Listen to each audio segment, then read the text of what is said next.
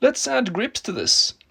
I began by gluing the bumpers to the back case to extend the size of it a bit and make more room for mounting the handles. This deodorant ball had roughly the right size, so I just cut it in half, not fake at all, and measured them to make sure they had the right size. I wanted to keep the original back label, so I just heated it up and it lifted right off. Since the handles would cover the screw holes, I had to take out the screws before I added the balls. I used this two-part epoxy putty to fill in the halves. You can clearly see it has two different parts by the different colors. You just have to mix them really well and then they harden within like 10 minutes.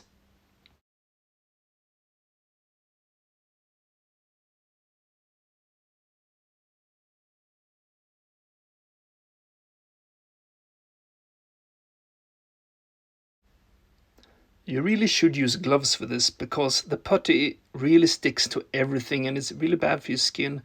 And you probably should make sure you don't get it in your eyes. Somehow a hair got trapped in there and that bothers me more than it should. After 10 minutes of hardening they were rock hard and I just added more putty in the void there to make them stick to the case. To smooth out the shape I used, guess what, more putty.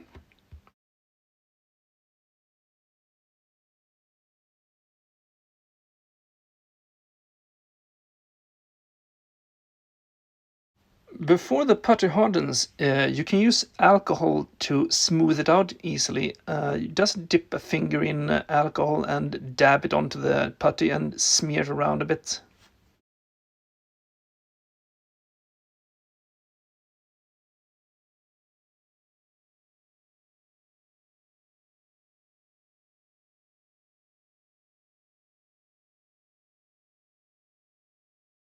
Before the putty hardened, I had the chance to take some measurements and make sure that the handles were symmetrical.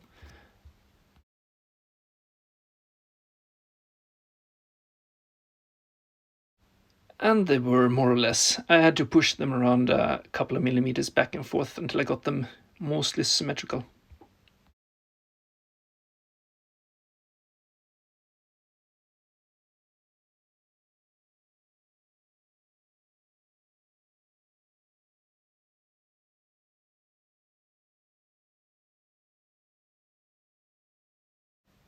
Smearing the putty around with alcohol only gets you so far, and you really need to sand them to get the shape right.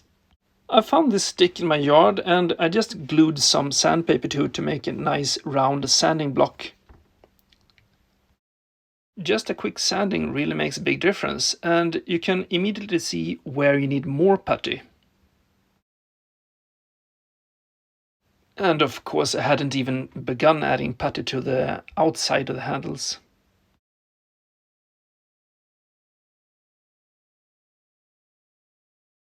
It's just more of the same technique, just adding some putty and smear it around with alcohol until it's almost flat.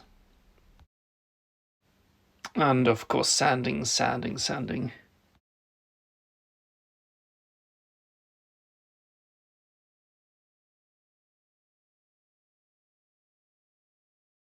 I wanted to still be able to use the original screw holes, so I used an M2 drill to drill from the inside out through the grips. And then an M4 drill bit to drill from the outside and in again. Don't try to do it one-handed, it's really stupid and you will probably just mess up the screw holes. I mean, who am I even kidding? I just did this for show and I did all the real work off camera.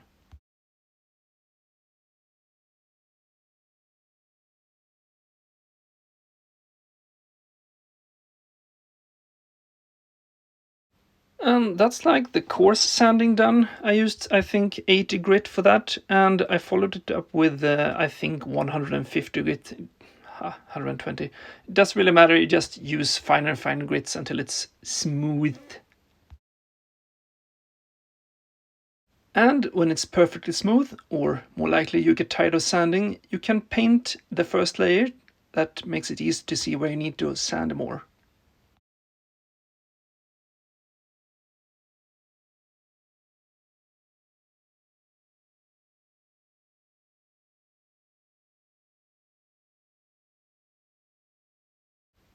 from there on, it's really just more sanding and more painting and sanding until it started to look nice. And at some point I got bored with the project, so it's done.